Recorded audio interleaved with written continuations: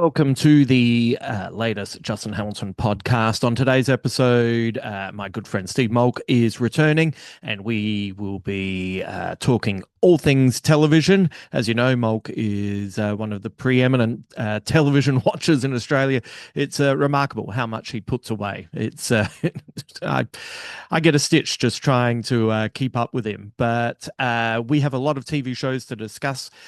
We will continue our breakdown of season 2 of the Pitt. We're up to episode 9. We're doing it every few weeks, so quite a bit has happened since we last talked about this just sublime piece of television making that just continues to thrill week after week after week, and also just kind of pull all the emotions out of you: good, bad, sad, happy, laughing, tears.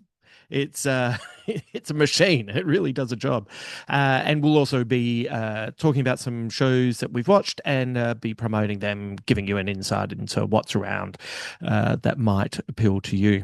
So that's today. And then on Thursday, I have a special guest. I have Richard Feidler joining me, and we are going to be talking about his new podcast, Viking Lives. And it is as the title suggests, all about the sagas. It's really interesting, actually, because it is about Vikings, but it also, if you know anything about their culture and their history, mythology and historical facts intermingle to make a stunning and appealing broad range of tales. And Richard and his co-partner Kari putting together this beautiful podcast. It's about, I think they're about 5 episodes in off the top of my head, and you can find that on all the platforms that you normally listen to me, I guess, and other podcasts. But he will be coming up on Thursday, so it's a good week to be joining in on the pod. Just a couple of things before we bring in Molk. I am performing in Adelaide this weekend, this Friday and Saturday. It's the 13th and 14th of March. I will be performing at the Rhino Room for 2 shows only, 6:15 p.m. These are all very last second events that just kind of popped up. I was coming over to work with Jenny Tian and Alexei Toliopoulos on their shows. Jenny's I'm directing, Alexei I'm helping with the writing, and this opportunity to perform at the Rhino Room presented itself, and I had to take it up. So that is 6:15 this Friday, this Saturday, 2 shows only. If you're in Adelaide, it would be fantastic to see you there. And I have to point out, as the Fringe is to the festival is my 2 gigs to the Fringe.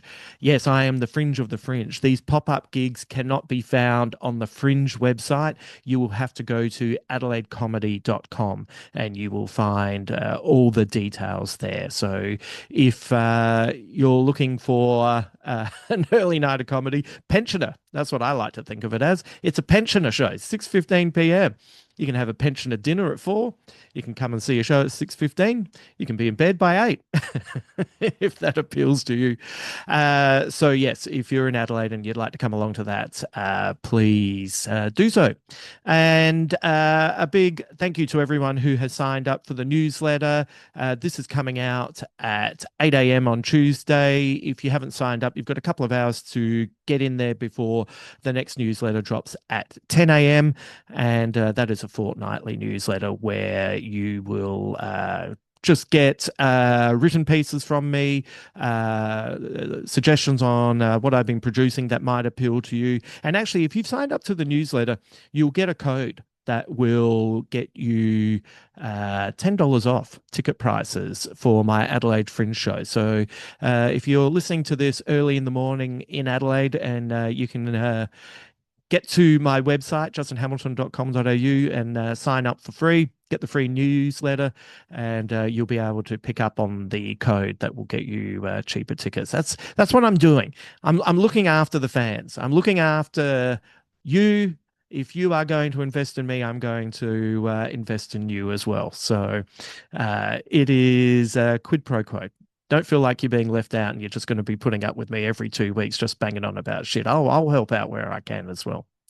Okay, I'll pop by at the end, but for now, let's get our TV goggles on and talk The Pit and some other TV shows that I think might appeal to you. Now, the last time you were on this podcast, I feel like I inadvertently bullied you into reassessing Wonder Man, and you sent me a text message saying that you had gone back to it and you'd watched the first 2 episodes, I think, when the text message that you sent me, and Yes. you had a slightly different take.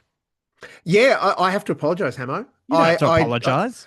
Well, no, I do, only because, like, not that I doubted you at all. I think your, if I say your gentle chiding and positive correction encouraged me to take the moment to sit in it Mm, and to let Wonder Man kind of happen with me.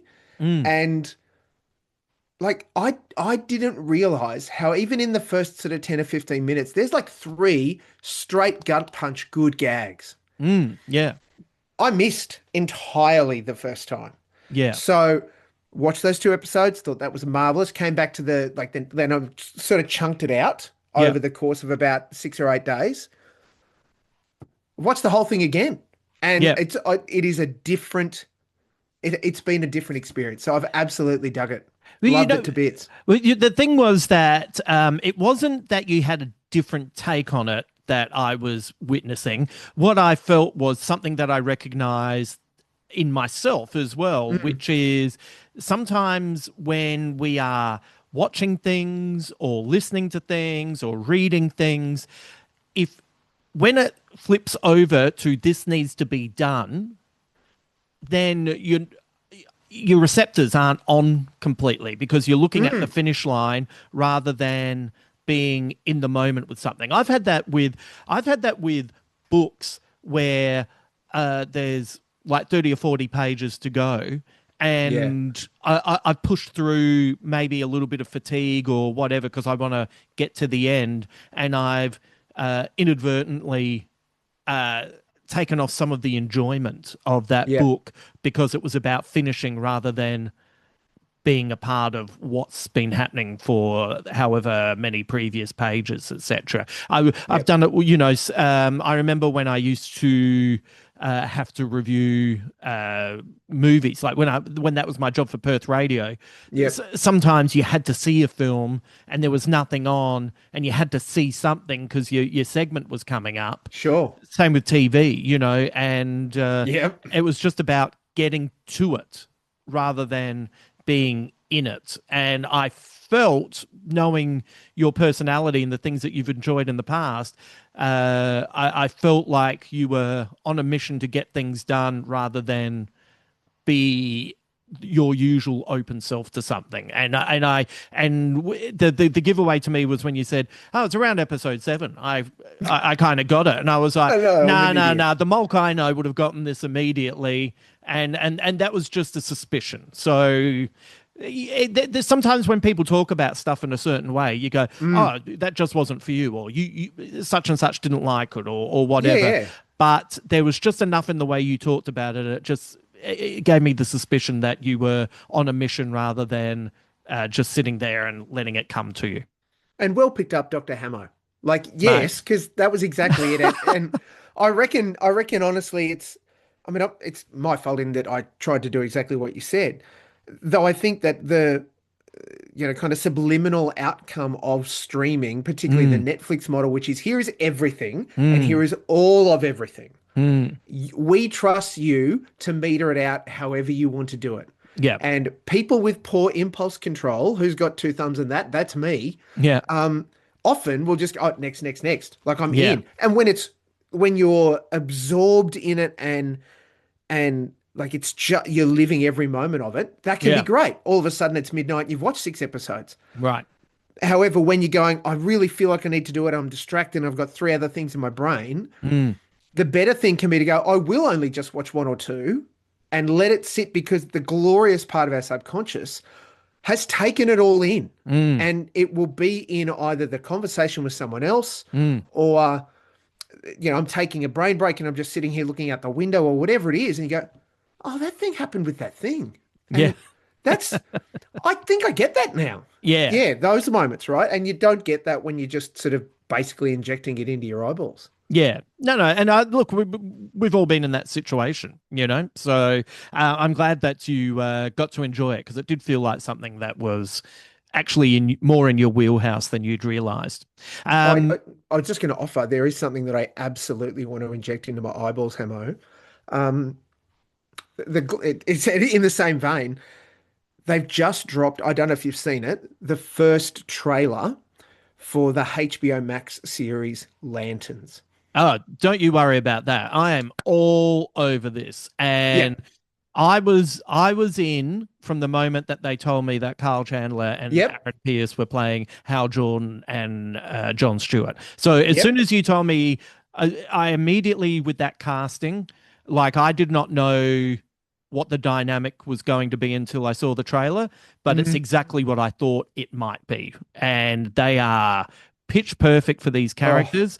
They kept saying that Lanterns was going to be a DC universe space cop meets True Detective, and yep. it just felt exactly like what they said it was going to be. Very little use of powers, which I am totally up for. If this thing is more character based than big green hands being made with a magic thought ring, Yep. I'm good with that. Probably a smart move because a lot of people still have the Ryan Reynolds Green Lantern stuck in their head. So it's Hmm. good to kind of ground what this story is going to be. Kelly MacDonald as an angry sheriff is right up my alley, and I thought that trailer was fantastic. Oh, glorious. Like that, I now am hotly anticipating Yeah, August, which is when it's due to drop. yeah, For this exact reason, I loved the almost super pragmatic take from Kyle's Chandler's Hal, yeah. just in how he was dealing with it, and just even, and this is no spoiler, right? This is just in the It's a trailer. trailer. Yeah. Oh, and by the way, excellent conversation with Alexi about trailers too. We could do the same for television. Um, Yeah. the where he basically is like, "I'm here to train you," Mm, right? And then the next thing is he's jumped out of the fucking car. yeah. Great. Please, can we have more of that, please? Yeah. No, it's great. It looks like it's got a like I can't tell what the mystery is, but you can tell that Mm, there's a mystery.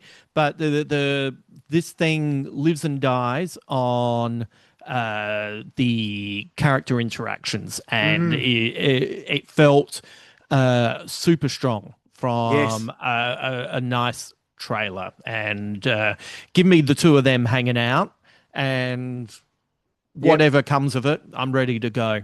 Even the joke about the other lanterns, where he Yeah, says, I can't talk to them. They're aliens. One of them's a fucking squirrel. yeah, great, great. Glorious. Um, yeah, I can't wait for that as well. Before we get into talking Yes. about what's coming up and stuff that you've been watching, I want to check in on the Pit. We're up to episode 9 Mm, now. And this season, we discussed this on our last episode about what I like about this season is that it's a slow burn, mm, and it's very much so. It has been the progress has been through character interaction and yes. the way they react throughout the day. Uh, you know, I think Joy has become my secret new favorite character Yep. of the season. She is really funny, really good at her job, and like of all of them, I'm like, oh, I hope she hangs around because I'd like to see where she goes. But even someone like Ogilvy, who Yeah. is emotionally useless, Mm, but you know in the way the storytelling is presented to us, you can't help but think, well, is he awful or is he just a bit of an idiot? And it's one of those things where you still see online people pushing back against Santos being a bad person, and I do not feel that way about her at all. I love her. I'd agree. Yeah. Yeah, but I think this is a show that's easy to talk about. The kid who's had his two fingers blown off, or you know, the woman who is at, you know, towards the end of her life dealing with cancer. They're all the big kind of Oh, yep. moments. But it still has time for subtlety, and it still has time for, if you're paying attention, you will understand the characters. And Santos, Mm, over a season and a half, we have been sure she can be aggressive and a bully, and she can be, you know, superior in attitude towards people. But we have seen enough of her quiet moments where we yeah. kind of understand why she is the way she is, and that's how you get into those characters. It's I mean, a testament to the writers as much the performers, right? What we've got Mm, is a series of A plots. It's not yeah, like here's our central character in Dr. Robbie and then everyone else kind of splinters around him. yeah, No, no, we can lean into a story about this character, about this, and it can go for 10 minutes. yeah, It can go for three of the episodes or the whole yeah, day, right? yeah. We absolutely, it's fair that we've got Dr. Robbie as our kind of central, he's the attending, right? He's the key Mm, guy. So his relationships are really important, and we're seeing continuing, right? The relationship with Langdon has come to a head again. That's popping mm. up. They've had some words. He's the relationship with the lady who's replacing him. I can't remember, Dr. Al Oh, Shamir. I don't Hashimi, know. yeah. Thank you so much. That there's it's more than sandpaper, right? There's some very definite friction coming on there, and there's so many questions about what's her background, why is she acting Mm. like this, what's going on. Um, the fact that we've then got like the patients Mm. and their families start Mm. to become a plot characters that you know, I mean, our last episode when we last talked was 11 a.m. and in the 11 to 12 hour or the 12 to Mm. 1 hour, Louis died. Mm. Yeah. And it was, I thought, not only was it a wonderful bit of acting from the ensemble cast Mm. in the way they just kind of came around. You know, they acknowledged in past episodes, the last season, that there's like when someone dies, we give them a moment, we want to offer them some dignity, and Mm. you know, they were someone. Um, that Robbie was his secret keeper, that he knew how Louis came to be the Louis that they knew, Mm. and was able to share that, and that Yeah. they all reflected on it because they all kind of knew Louis but didn't know Louis. Yeah. And delightful to see that Noah Wiley directed that episode. Mm. Yeah. Just the same as Sean Hatosi directed the most recent episode, the 3 p.m. episode that's this week's ep. Yeah. They're at an entirely different pace and a Yeah. very different kind of core subject matter that we see run through the two of them. But each of those things become, mate, just an incredible reflection on humanity Mm. when it's under pressure and Mm. pushed together. And Yeah. of course, an emergency room is going to deliver that. That's built for that kind of experience. But again, it just reinforced for me, man. Like we can, sure, we have challenges in our medical system here in Australia, and Medicare isn't the greatest, but it does a pretty okay job. To see, I can't remember the guy's name. Orlando, I think it was, the father that had gone to hospital because of a work accident, but Mm. he already had mega hospital like medical debt and Mm. was just questioning everything they needed to do to him. Mm.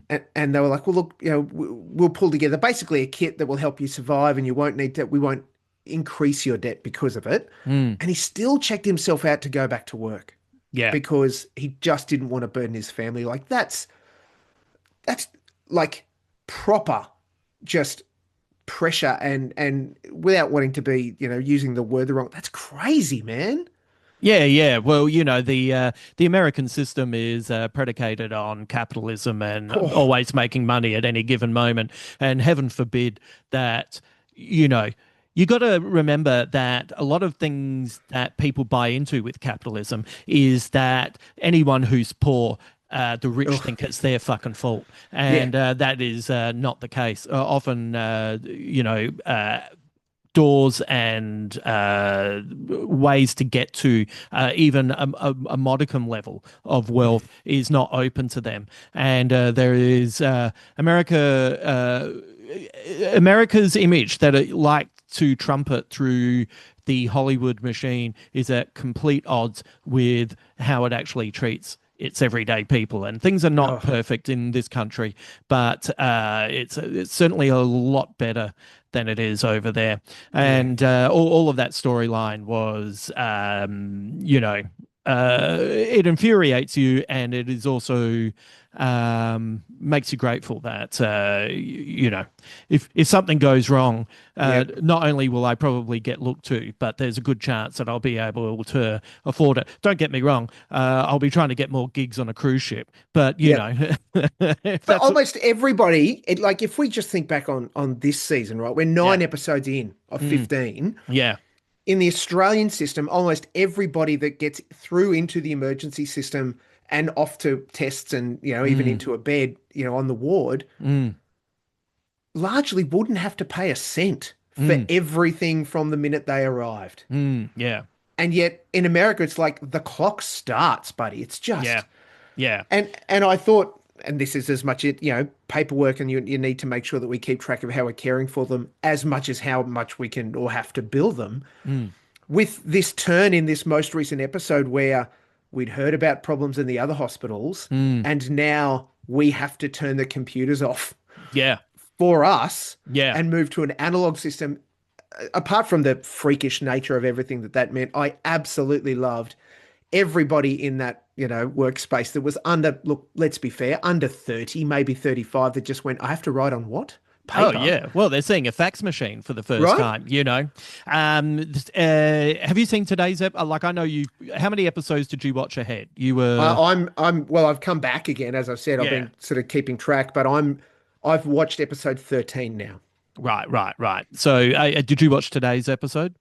Yes, I Yeah, very yeah. much did. What? Yeah, yeah. No, no. But I just didn't know if you rewatched it. Yeah, Yeah. The so each margaritas will kill you, Hamo. they will kill you. That was last week's episode, the It margarita. was, but Yeah, look, as diagnosis of the week goes, yeah, phytophotodermatitis. How good is that? yeah, mate. It's if anyone asks me to do that, even remotely near a window, I will not be cutting up limes. No, don't do it. It'll have to be in a cellar. So in ER when an ensemble piece, but in that Mm, first season, Anthony Edwards got the big episode, which was yeah. Love's Labour Lost, which was a one-off episode, but a storyline that haunted him for a number of seasons. And then in season two, Doug Ross got the big episode, which was Mm, Hell and High Water, where George Clooney saves that little boy. And each season they would let someone would get the opportunity to really flex their muscles. In the first season, it was all about Noah Wiley. Noah yeah. Wiley's Dr. Robbie coming back, having stresses.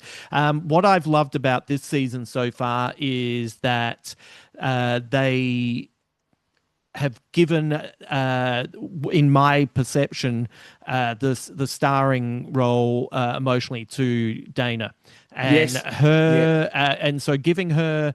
In the first season, we got young doctors following Dr. Robbie around. This time, we get a Mm, young nurse following Dana around, yep. and that allows her to extrapolate on everything they have to do. I think the couple of episodes where they dealt with the woman who had been physically assaulted Yep. is some of the classiest Yeah. and best directed storytelling dealing with that kind of tale. I thought it was done Yes. really respectfully. There was never any moment that it was gratuitous. We Mm, saw not only the emotional conflict that the victim had to go through, but we also saw the toll it took on Dana in yeah. her quieter moments. And just give her the Emmy now. Like Please. she has been the emotional fulcrum of this season, and I think it's really elevated it. Justice for Dana. Absolutely. Yeah. I agree, Hamo. And the even down to, again, we see it week to week, the simmering, let's call it tension, whether it's Mm, frustration, it's certainly elements of anger, but not because they don't love each other, between her and Robbie mm, around, like she's clocked that he's turned up on his bike and he's going off in his vision mm, quest when when the day's done, mm, which she doesn't begrudge him that. what she begrudges is that she can tell he's running from something, but Yeah. doesn't know what it is. Yeah. And he is absolutely overcompensating and not coping with, Dr. Al-Hashimi, coming in to be his replacement. He's really not Mm. even lukewarm to her. Mm. And so she has always been kind of his like emotionally moral center in Mm. that she's called him to account and kept him, hey, we're doing this, Robbie. We've got to do Mm. this. Everyone's got a job to do. It's everybody's day at work. Let's stay focused. And she's just biting back a little bit hard because it's like you're not listening to me. And look, absolutely we can say that there's elements of her day heaping on her. The fact that, as you talked about, when as a part of her caring for this young woman and doing all of the stuff that she needed to do legally to help with that case, for her to discover, was it a 2 week old It kid? was 3 weeks. Like there was a rape kit that was meant to have been picked up in 72 hours and Yeah, was it's had it's not just been picked up useless. weeks later, you know? And she's so angry and she's so Yeah. right to be angry. Yeah. She's absolutely nailing it and loving it sick. Yeah, the younger doctors, Javadi, getting everything lost in the new analog paperwork, and her Mm. patient nearly dying, and then getting called out by I can never remember that surgeon's name, but every time she comes down, she really seems to fucking hate everybody. Yep. Why am I And down here? yeah, she is just so fucking angry all the time. I want to say to Santos, like, I feel like you need to date someone who's a little bit nicer to bring out the best in you. And Mm. calling Javadi a Nepo baby Ugh. was cruel and, you know, possibly uncalled for. Mm. That poor girl is, probably is a Nepo She's baby, but she's fighting. also Yeah. doing her best. She's fighting it so hard, isn't she? She does not want to be a Nepo baby at all. Wants to Yeah. stand on her own 2 feet. Yeah, and watching Mel struggle with a deposition coming up and, Mm. not quite being as focused on that, all of that's been great and really kind of given these characters a little bit of extra depth. Like, because Mel was so good in the first season. If she was Mm. just more excellent in the second season, then it's not quite as interesting, but seeing her have to deal with something that she's never dealt with before gives her more character beats. I love Robbie, but Robbie is Mm. flawed. I don't disagree with how he feels towards Langdon, but I think him being that brutally honest in that moment on a work day when they Mm. need all hands on deck is poor because And he so needs. early in the workday, right? Like he just rails against him. It's this clearly Robbie's got stuff going on, and yes, Langdon gets to be the easy punching bag. But as the attending, as the man in charge of all of those people, you would know a lot of what you just delivered him could wait till the end of shift. Well, it's 8 hours into the shift when he finally tells him how he feels, so it's not that early. But Still a long day to go. Langdon can't let it go, Yeah. like and uh, but still, Robbie just needs to be better than that. Mm. But that's what makes him a great character because I reckon I would have snapped at him as well. Mm. Oh, mate, and all of like the glorious humanity on display, right? It's not A plus B equals C. It is that Mm, all of the characters are presenting to us human emotional reactions, mm, which means that we can identify with them and not agree with them or be surprised by the way they react, and none of it feels cookie cutter. mm. Yeah. When somebody, loses their shit over something going wrong Mm, or, is angry at their child or partner because they're in hospital because they were stupid or even just got injured through no fault of their own, mm, all of that is human. We will all do that at different times and react in different ways. And mm, like as people in an emergency, they would see all of it writ large. So it mm, is absolutely fair that A, we get to see it in that context, and that B, so too those medical professionals who work very hard to keep an even keel mm, would, I'm sure, through the pressure at times, mm. respond to or bounce through some of that. Yeah. I heard an interview with John Wells this week, and they had talked about how there was an ICE storyline coming up, and how they had to be even-handed about it. That was kind of the note they gave, and I was interested to see what the comments were underneath this podcast. And people were sort of saying, "Oh, as if you have to be even-handed, etc." Blah blah blah. And then the ice storyline happened, Mm, and of course, I totally agree that. In one sense, I don't think you should be even-handed at all. All of those people are fucking awful, and they're making a terrible mistake, and they're doing exactly the incorrect mercenaries. thing. But the fact is, I think there's more power in the way they presented it today, where we found out that the boy whose fingers have been blown off and his sister is now his guardian is because his parents, while they were trying to get their papers sorted, were deported back to Haiti. Mm, And I think not mentioning ICE, but understanding that's what the storyline is and presenting it in a way where it's all about the human toll of these decisions. Like maybe if you're an ill-educated person politically who is watching this show and you mm. suddenly make a comparison, hopefully there is maybe a level of empathy that allows you to connect with who you should be connecting with and not the people who are, committing crimes. Mate, the absolute fear that runs through the ER Mm, when just even the whisper mm, of, ice being in the building. mm. Wow. Yeah. Actual panic from professionals. Like, I've got to get out of here. Yeah. So, but the way that storyline was presented today, there was a subtlety to it, Mm. and And allowed uh, nuance, Hamo. Who yeah. would have thought in the human condition there's nuance? Well, the it's yeah. I don't want people to think it's nuance in the argument about ice. It's No, no, no, nuance here. is Yes. in just getting through all the bullshit and getting into the fact that you're splitting up families who have done Mm. nothing wrong. So, look, this season continues to be kind of pitch So perfect. good. Yep. There was something very interesting in that moment where uh, Dr. Abbott says to Robbie, "Hey, if things get dark, call out." And people have to remember last season began with Abbott standing on the edge of the building, and it finished with Robbie standing on the edge of the building. These Yeah, two right. are kindred spirits in many ways, and Robbie's inability to give any kind of proper answer to Abbott's offer Mm. is something that's worthwhile keeping an eye on. And yeah, this season just continues to be must-watch television.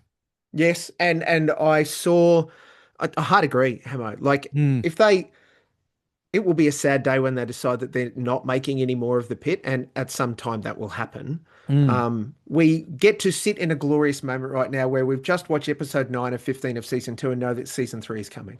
So yeah, it's so yeah. much more pit to come. It's going to be great. I saw a thing this week that acknowledged with, sorry, with Noah Wiley's, formerly known as the SAG Awards, Actor Award Mm, win this week as most outstanding drama. mm, Um, he has taken out all five yeah. TV drama acting awards in the year, and that's an absolute ball terror. Mm, Completely agreed.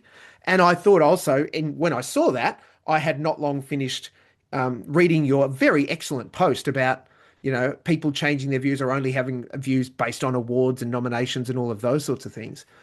And it just made me wonder, I wonder how many people have either avoided the pit mm. or have a firm view on the pit just because of the nominations without actually really investing in what is now 24 episodes about to become 30. Well, the I don't doubt for a second that we're about to start getting the "is it really good" Oh, articles. yeah. So Yep. that's always the classic refrain. I've got a friend of mine said, I don't know how you can bear to watch the pit because it's so stressful." And it's like, yeah, but every episode is, but it's not just stress for the whole episode. Light and There's shade. Yeah. there's light and shade, there's funny moments, there's sad moments, there's exciting moments, there's devastating moments. And the pit is the kind of show that allows you to experience the breadth of human emotion Mm. in the safety of a 50-minute television show. And you can feel all of those feelings. And, there's one storyline in particular at the moment that has deep resonance for me, and Mm. it allows me to be present while watching it and feel all of that. And then once it's over, like I find that it's a cathartic experience. It's Mm. like, whew, okay, I've gone through all of that, and once again, this is this has been a boring argument of mine for fucking decades now, where Yeah. once we decided that art was entertainment, suddenly everyone just wants, I just want characters who are nice, and I don't want to think. Like, that's my Mm. favorite sentence. When I come home, I just don't want to think. You know what? In the 70s, people fucking worked hard, and they had worse diets, and they were struggling physically with all sorts of, you know, uh, bad dietary suggestions, etc. And people would come home after a hard day of work, and they'd put on MASH, and sometimes MASH. They were wearing dressing gowns, Mm. playing poker, and Klinger was trying to eat a Jeep because he wanted everyone to think he was crazy. And Mm. sometimes it was a black and white episode with no laugh track telling you that war was terrible. And we were Oh, smart yeah. enough to sit there and be able to watch that and just go, oh, it's one of these episodes of MASH, and enjoy it for what it is. And now we've gone from MASH to maths, and people need to train themselves again to be able to watch quality television that isn't just entertaining but is also intellectually and emotionally mature, and be able to realize Mm. that this is an opportunity to expand and grow as a person while also still being entertained. Oh, Hamo, I'd agree. And you know what? The glorious part of the 70s into the 80s before VCRs became ubiquitous Mm, was that if you go, I don't want to watch this episode of Family Ties because it's a sad one, mm, um, and it's all a bit serious, you just got up and walked out of the room where you turned the television off. You just didn't right. watch it. Yeah. And you go, But also, who was turning off when you know it was the uncle. You're talking about Uncle Tom Hanks, who seems yeah, like the right? fun guy, and he's an alcoholic. It was an important Yep. episode. Yeah, Mate, yeah, or yeah, when Alex is dealing with stress and yeah, and though we didn't call it, depression at the time, but yeah, he's furiously studying because he can't afford to not pass. yeah, you know, and of course, always Nick and Mallory there. Anyway, yeah. but absolutely, I agree 100%. And in fact, I want to tell you that you've just primarily titled my upcoming PhD thesis Oh, "From okay. Mash to Maths" From Mash to because Math, you that's can have it. golden. Yeah, yeah. That's golden. But yeah, it's part of the downside of us having access to all of the television Mm, is that some people think that they therefore have to watch all of the television, and you mm, don't. mm, I can't, and I love all of it. mm. Yeah, yeah, yeah. Um, yeah, but also my argument is, if you think something's a bit emotional, well, why don't you give it a go rather than Mm. running from it, you know? So, Getting in touch with my feelings, Hamo. Come on, yeah, mate. it's about time. It's about time everyone just followed my lead and be emotionally so much more stable. Available. What else have you been watching? Oh, Hamo, I've got a couple of crackers for you. This first one, I'm going to say poor form to the marketing team because the way they pitched it, Mm, when I first looked at it, I went, oh, probably. I mean, they're good people in it, but I don't know that. I don't know.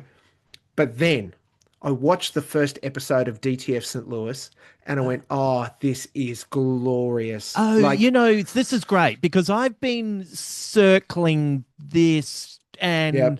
but it's a bit hard to work out what it is. And mate, I'm going to tell you, I've been fortunate enough, and so there's 7 episodes in total. Yep, They're dropping them weekly. yep. And so at On time of HBO record, Max, the HBO Max, first episode is up. correct. So we've got 6 more to come. I've Mm, seen the first 4, and I'm just ready to inhale the final 3. yep. I may only get to watch them week to week, and if that is what it is, then you'll know where I am on Mondays, friends. At the absolute core of it, it is delightfully dark, Hmm. very funny, like some of the blackest humor I've seen in a long time out of an American comedy. Mm. And hits really deep because even though we're drawn into this almost whodunit thriller show, we see an element of it, but it doesn't give us the answer. So Mm. we have to get pieces from all of it while appreciating Mm. the intertwined nature of relationship between the characters, which is Okay. not simple. Okay. And What's the synopsis? right, so it stars Jason Bateman as a Yep. guy called Clark Forrest. Excellent name for a weatherman. David Harbour is Floyd Smyrnich, Hmm. Smer Smyrnich, and he is an American Sign Language translator. Hmm. And he gets paired up with Jason to be his, particularly when they're out in the field reporting on a big weather event. He's his in right next to him, sign guy. Yep. And that's fabulous. Linda Cardellini, who I absolutely Mm. love, is Floyd's wife. And their relationship, we see it right from the get-go, is kind of in a rut. They care about each other, and certainly Floyd is working very hard to be in touch with who he is. It just feels distant from her. And he lives with Carol, obviously his wife, and her son Richard from a previous relationship. Richard is a little bit disconnected, and so he's going to therapy and isn't really finding his place in school. And David Harbour's Floyd is working really hard to be engaged as stepdad, and support him. So during a televised storm report, Floyd effectively saves Clark from being injured, and because of this, they become good friends. Hmm. It was a work relationship that has opened up. At a family get together, cornhole, Clark Bateman tells Floyd about an app named DTF St. Louis. And the joke I've been delivering on radio all week is if you don't know what DTF means, ask a young person. It means down to fuck, friends. And it connects married couples with those who are interested in spicing up their lives. Mm. Both of them admit to each other that their marital lives, particularly their sex lives, are pretty bland at the moment, if Mm. at all happening. Floyd eventually agrees to meet Clark to set up their profiles. They do that, they get on it, and then a few weeks later, Floyd's body is found Right. um, inside like a community pool house with a male porn magazine. Right. So not pictures of women, pictures of men. Yes. And I understand how male porn magazines work. sorry, I've been I friends said with male Adam porn and I Richard went, for a long time. sure, good. So of course the question is what, how, when, and why. What's going on here? Yeah. And at the core of it, we might have theory. Well, he's met, come misadventure and something's happened. He's clearly Mm. hooked up with a dude. Something's gone wrong, and here we are. Mm. Is that what it is? I'm not going to say that I know that it is, and I've seen 4 episodes. Yeah. Right. Right. It's the best description I got of it was that it neatly mixes the mundane and the insane. Mm. Richard Jenkins is the lead detective, and a lady called Joyce Sunday is like the next county over, or in the county of the pool house, but because the people live in a separate county, Richard Jenkins, detective, takes the lead, and she's porn positive in her relationship, so she has no issue looking at the magazine and talking about it very matter of factly, whereas, the detective is like, oh, he's clearly into blokes and whatever. So Mm. there's a great little kind of almost true detective-ish subplot in those two trying to get along. Mm. It's all of the pieces together are absolutely cracking. And Mm. I have just loved being in this very weird, Pittsburgh world. For me, I don't know if you saw Mayor of Easttown starring Kate Mm. Winslet. Yeah. It's got the same kind of level of bleakness about it, Oh, okay. but Yeah. because Clark's on television, he's got some money. Not Right. heaps of money, but he's got some money. So it's not like we're below the poverty line or it's, low socioeconomic stuff, but it Mm. still has that same kind of, oh man, when it's winter, if it's not snowing, the weather can feel pretty shit, and that just affects everybody. Mm. And so I'm not surprised that maybe if I'm not, keeping the home fires burning properly, that our relationship will start to wane. And here we are at a family cornhole thing talking about getting on an app that'll get me some extra sex. Mm. Like, it's brilliant. I love it so deeply. And Bateman puts in a great turn. And I think the stuff we've seen him do in the last sort of 4 or 5 years, Mm. have been excellent. Each choice has been really good as far as the character goes, because it's not like, oh, copy paste, or Mm, he's the good guy, but no, now he's got no, he's just giving us complex characters, mm, and particularly for Harbour, who of course is coming off the back of, we won't talk about Thunderbolts too much, but Stranger Things, mm, and then in his personal life, all of the chaos around him and Lily Allen. mm, There's been some really interesting commentary about his married experience, mm. and him and Lily Allen, which in no way could be the same thing because he didn't write it, and Oh yeah.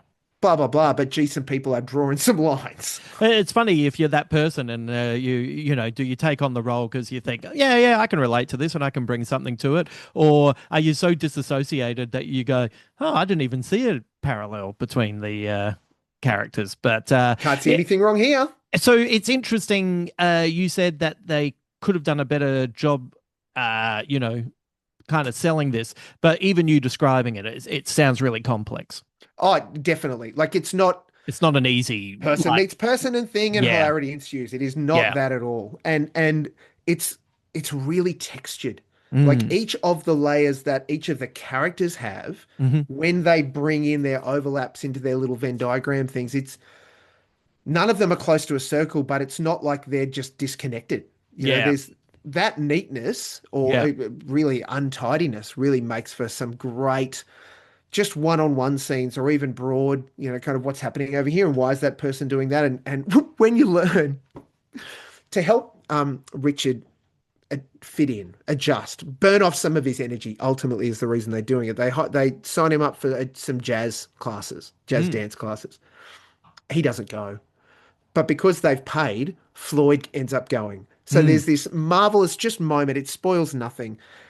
Marvelous moment. And I think about episode 3 where we see Floyd in the jazz class, mm, and it's this fully grown human, like 40 something man, David Harbour, mm. and 3 like preteens all doing the same jazz routine. And it's glorious. Great. So good. Well, that can be found on HBO Max, Yes. and the first episode is up. So, and Oh, how many did you say it was? 7. 7 total. Okay, that sounds great. Limited series. It's not like we'll get, season 2, more things happen. Yeah, yeah. Okay, that sounds interesting. Like as I said, I kind of looked at the tile and thought it looked interesting and hadn't really had a time, but I did kind of not get quite a sense of exactly what it was. So, but you've definitely sold me on that. I'm keen to check that out. What else do you have for us? I look, we're all friends, right? No one's going to dob me in here, only because embargoes are stupid fucking things, Hamo, Mm, right? Like, mm, there's no reason why I can't tell you that I love a TV show mm, until 2 days before it airs, mm, because I'm a good person. I'm not going to spoil the damn thing, right? mm, I'm going to say, here's the setup, here's the stuff, and particularly for returning seasons, right? You already know the fucking characters. mm. So let's just get on with their lives. Friends, if you don't like me talking about embargoed things, go away. Are Come you back in gonna about get? 10 minutes. Are you gonna get in trouble? Nah, I don't think so. Not with what I'm about to say. Okay. Deadlock season 2 is coming very, Yeah. very shortly Yeah. to Prime Video. Now, it has been a long time between drinks. Season 1, shit, I'm gonna say it was 3 years ago nearly. Yeah. Right. Um, and the Kate McCartney, Kate McLennan, the Kates that are Yeah. responsible for creating this glorious bit of, well, what was Tassie noir comedy, Yeah. and is now what are they calling it? It's entering its tropical gothic era as it moves to the Northern Territory. Yeah. Um, they've had a bit going on, Yeah. and I noticed on McCartney's socials, her and her partner have just had a baby, so Yeah. Right. they've had some stuff going on, friends. Yeah.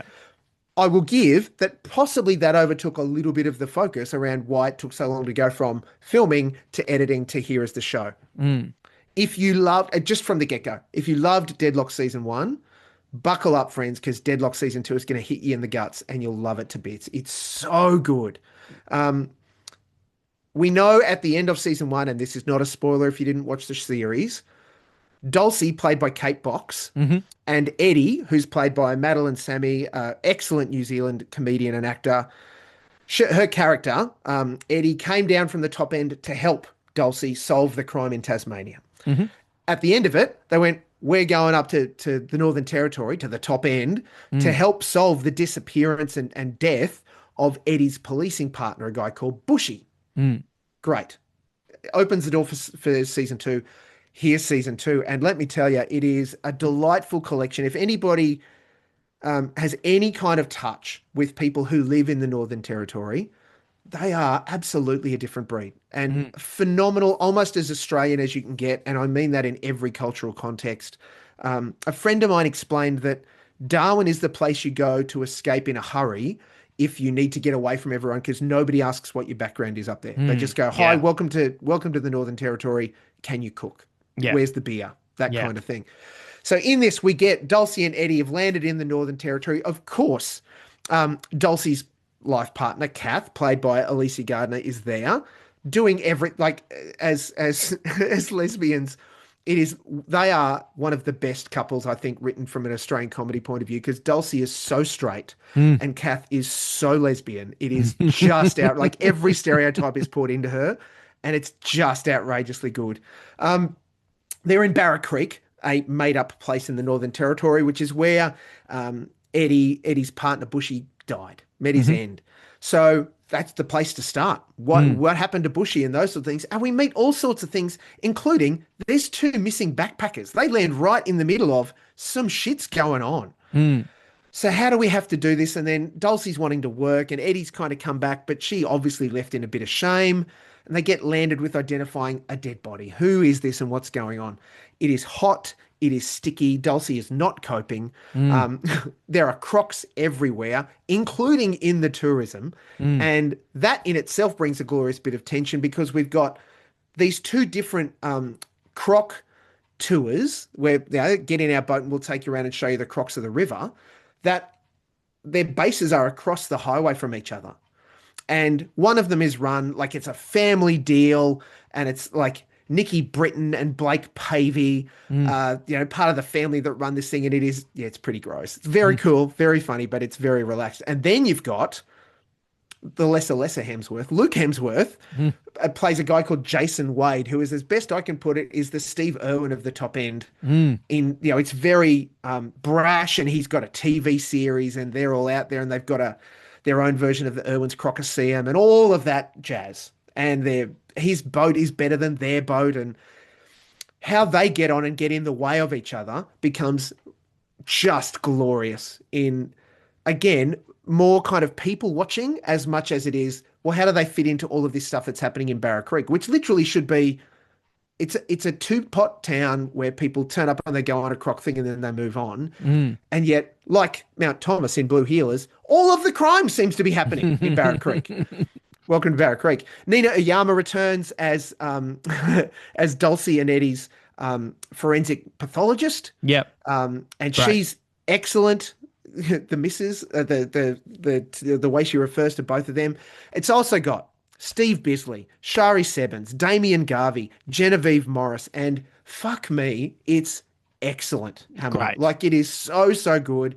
The top end has never looked more crocking excellent, and it just really allows you can feel the mosquitoes landing on your sweaty body as Mm. you watch some of this. And again, like with season one, what Kate McCartney and McLennan have managed to do is thread that really weird kind of needle where they're Mm. going to give us something funny Mm.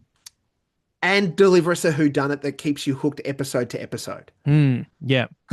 And for me, because that's what sold Deadlock season one. It's like you're going to be funny or you're going to give me a thriller, and they did both Yeah. Yeah. really, really well. And they have nailed the bones of Deadlock season two for the same reason.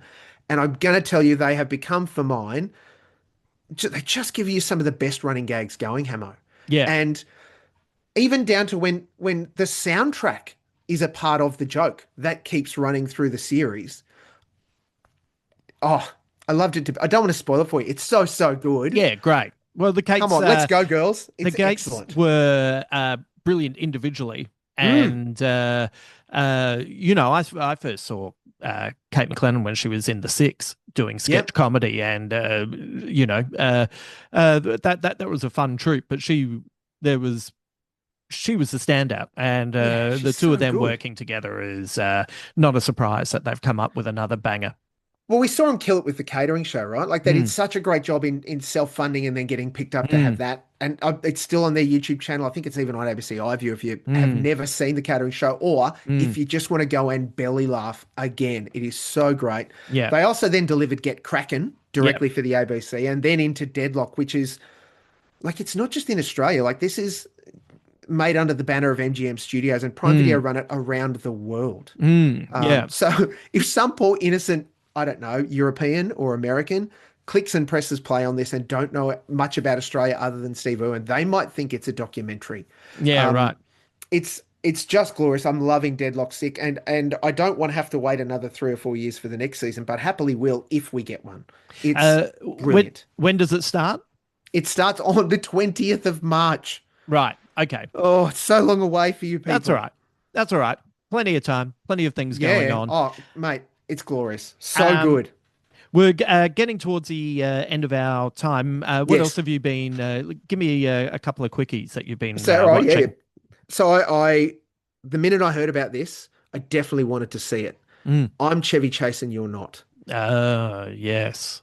So this is a nearly 2 hour documentary from CNN Yeah. that aired in Australia on Channel 9 and is now on 9 Now. So you can watch it for free. Right. Um, and it is everything that you may have read about either him or the doco itself, and then a bit more, right? He was Mm. a founding member of Saturday Night Live, so formative in helping make that program be what it is. Mm. The fact that it's called I'm Chevy Chase and You're Not, leaning on one of the lines that he would use as a part of his character stuff on Mm. Saturday Night Live. He was a part of one of the most formative comedy movies of my youth in The Three Amigos. And it just that for me absolutely sets the tone, because I look at Steve Martin and Martin Short now, and I look at Chevy Chase now and go, why are these two, let's be generous, reasonably so beloved and performing out of their pants still today, even with each other? And Chevy Chase has almost become like he's like them, a grandfather of the comedic industry. But it's a very different story, right? I know the community incident and stuff that went on there absolutely influences it. And it's really noticeable Mm. that there's only one person from the broad community family that want Mm. to talk about Chevy being on the show. Mm. We get some really great insight from one of his daughters about who he is and from his current wife. We see him, I guess, doing everything that you would expect an aging movie star, comedy star doing in his normal life now. And some of it's a bit, oh, that's a bit weird, but I guess that's what life is. And some of it's very, very normal. My absolute takeaway was that Chevy Chase is a super complex guy who has a lot of shit that he either doesn't want to or doesn't know he has to deal with. Mm. And it's, I'm no psych, man. I picked up on some stuff just in his responses. And look, it of course is edited and they ask pointed questions and we only get bits of responses and things. I just found it intriguing. I'm Chevy Chase and you're not. It's on 9 Mm. Now right now. From everything that we kind of read, even as a kid, National Lampoon's Holiday, and that was kind of like one of the funniest movies I'd ever seen as a kid, and I loved him in that. Mm. Um, Clark Griswold, man. Like he's yeah, yeah, beloved for a reason. it's an iconic 80s movie character. Fletch. Fletch was great, but the things that you would read even back then in like Film Inc. and all those Yeah. kinds of magazines, Chevy you would Chase is read that hard work. stuff. Mm. Well, yeah, but also worse than hard work in Mm. that he's a prime example of when someone lets hubris Yeah. ruin their lives. And it sounds like an inability to learn from mistakes and be able to take stock of uh, your missteps has Mm. led him to this situation now. And he's And he's still so bloody charismatic. That's the thing mm, that I found really conflicting.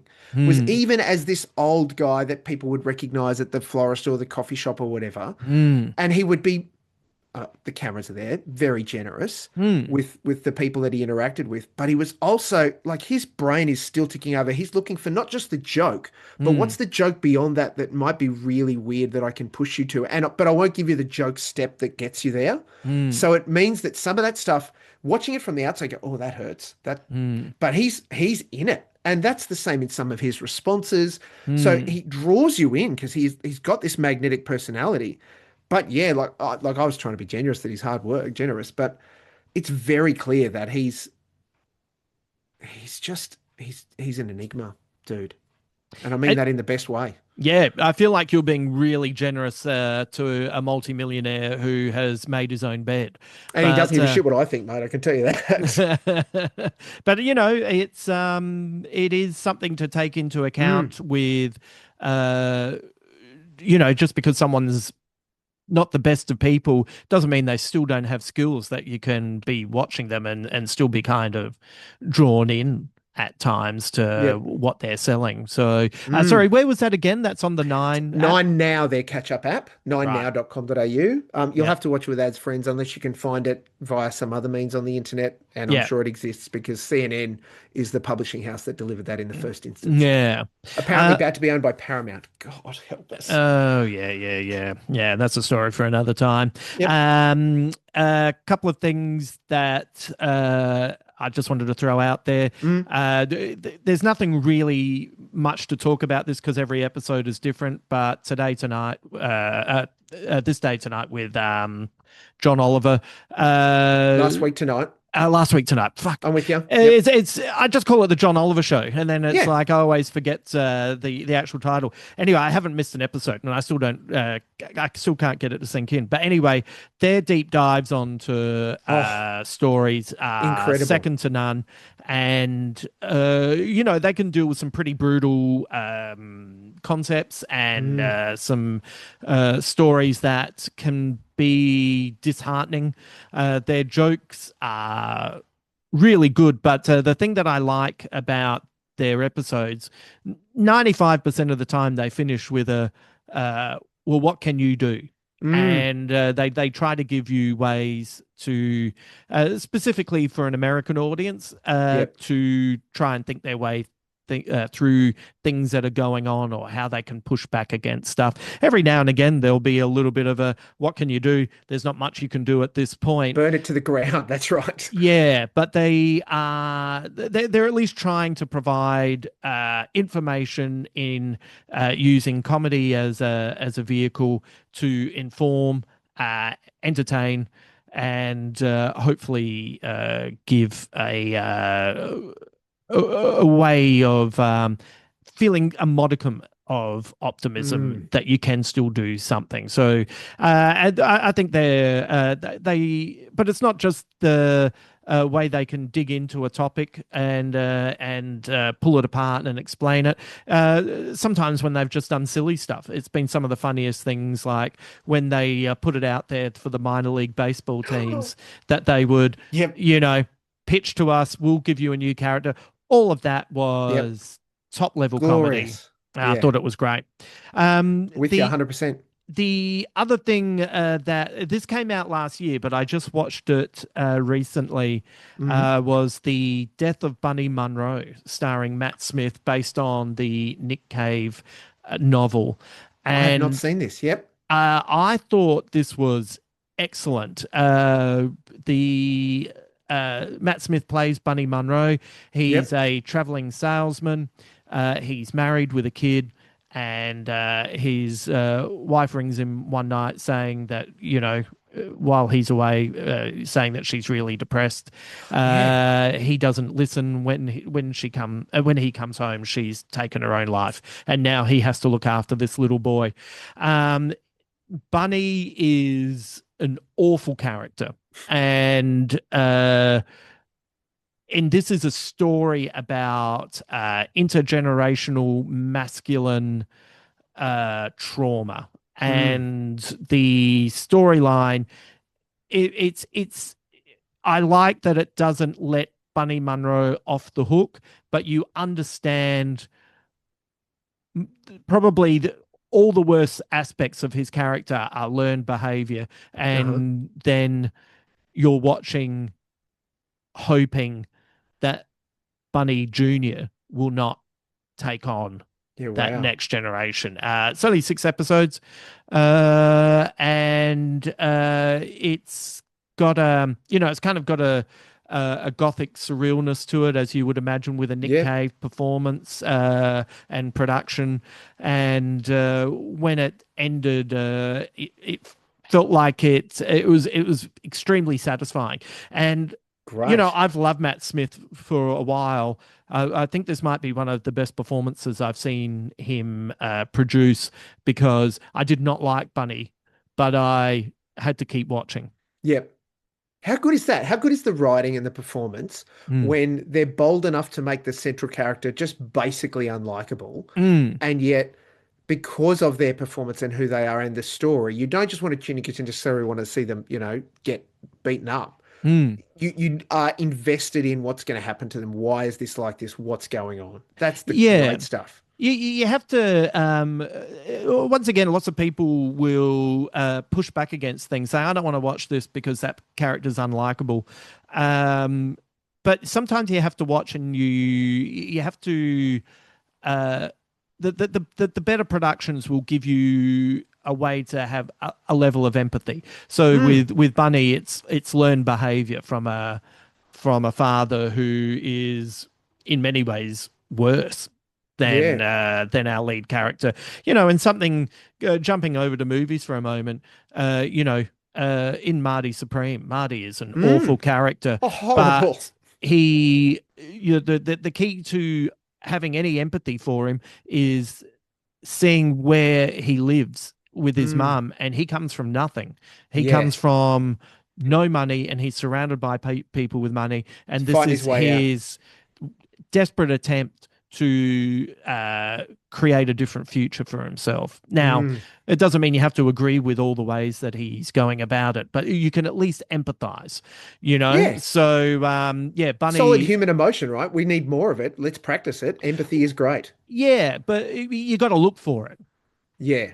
This is my argument: is it's easy to just look at these things on the surface, and look, sometimes you'll watch a TV show or you'll watch a movie, and you'll uh it's actually not good enough. It doesn't actually give you that extra level, so you're a bit like, these characters aren't for me. But if you give something a chance and it's showing you these ways in, you follow the way, and you will Yeah. be able to get a lot more out of it. So Hard agree, Hammer. I would offer not in the same way because I actually think the characters are really likable, but Game of Thrones now has a really big,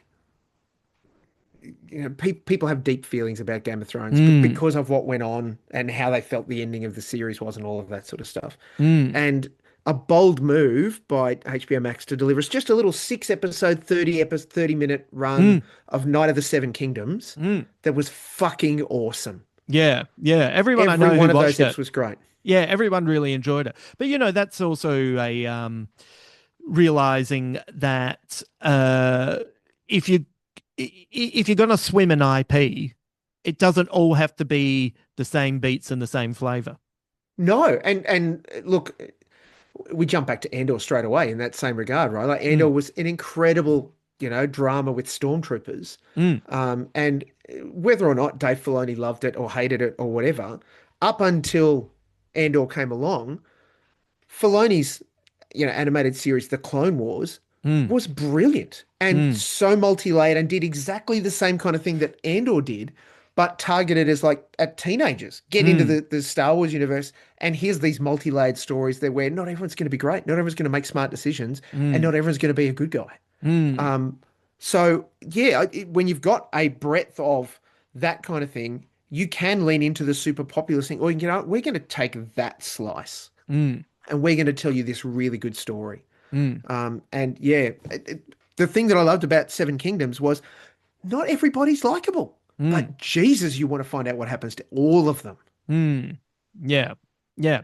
Right, good characters. That's what it's all about. Yeah, Right, come on. good characters. Come on. Thank you for that, Molk. What do you have coming up? Where can people find you?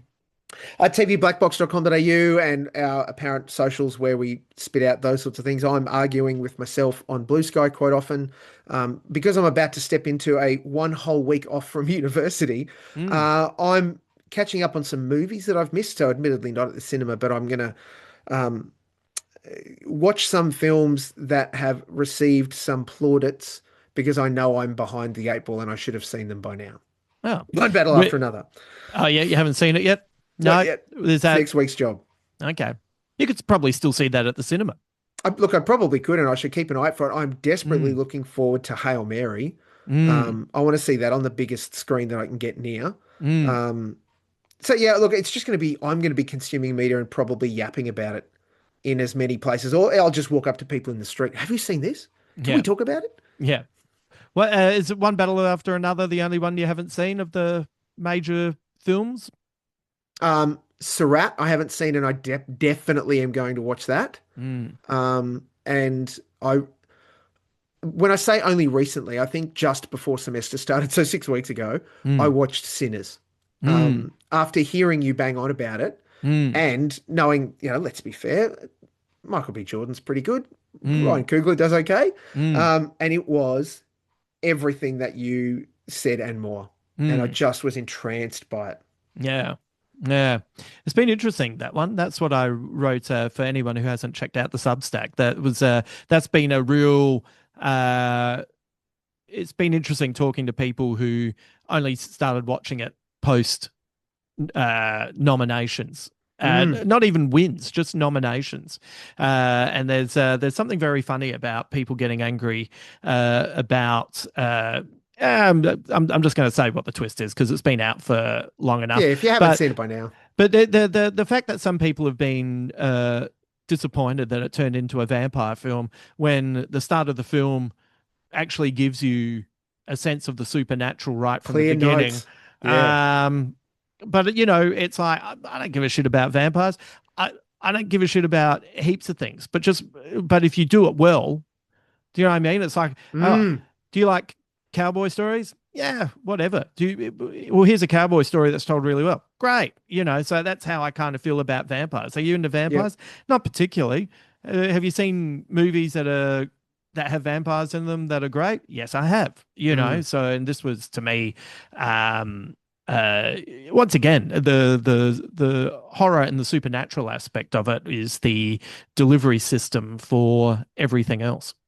And because we're in awards season with the Oscars about to land upon us, I'm going to absolutely watch that because I'm down for the spectacle. Mm. And B, Conan's hosting it again, so that'll mean there'll be some amazing wins and some amazing misses in jokes and set pieces. Mm. Um, and I'm really intrigued to see what they do, given that while the SAG now Actor Awards um, were always a little bit of just a glorious backslapping exercise, they have often been the indicator of where some of the big awards are going to land in the Oscars. But it was also a Netflix production this time. This is the first Mm. time it has not been on a major thing, and I'm absolutely counting the minutes. It'll probably be after the 100th because I think this is the 98th Oscars coming up. Mm. After the 100, it's not going to be on free-to-air TV in the States anymore. It'll be Oh, a streamer. I'm sure it wasn't it even talked about being on YouTube. Oh, mate. That's what I'd heard on maybe Matt Bellany talking about it on the town. Was that they'll in after the 100th will move to Yeah, YouTube? it'll vanish off CBS and NBC and all the places that we Mm. would have traditionally seen it. Mm. Because what I did appreciate was on Netflix for the SAG Awards, it just meant that while sure there is a timing to it, they Mm. didn't have to pressure people with speeches. Also, no one Mm. really grandstanded in the Mm. best and worst sense. But also they can say some things that they can't say on broadcast TV. Mm. Yeah. Yeah. That's nice. Hmm. Well, only if they say things we agree with. Um, all right, mate. Thanks for that. Thank you, Hamo. Thank you to Molk for joining me today. I hope there was plenty of television shows that we discussed that either you're joining us on our trip down through season 2 of The Pit, But if you aren't, I hope we talked about some shows that either appeal to you or shows that maybe you hadn't heard about and you're excited to check out. So always good to catch up with Steve. He's an extremely positive energy. So it's good to have him on board. And it's also good to have him on board with Wonder Man. I had a feeling. I just had a feeling. I had a feeling deep down he would enjoy it. Otherwise, I'd let it go. But sometimes you got to do the right thing and help your people find their way. So always good to have him on the podcast. Just a gentle reminder: this Friday and Saturday at the Adelaide Fringe, 6:15 p.m. at the Rhino Room, AdelaideComedy.com, to be able to purchase tickets. Not through the Fringe Festival. This is a pop-up show. It is the Fringe of the Fringe to the festival. I'm right on the fringe. I'm right on the edge. That's what it is. So if you'd like to come along, please check that out.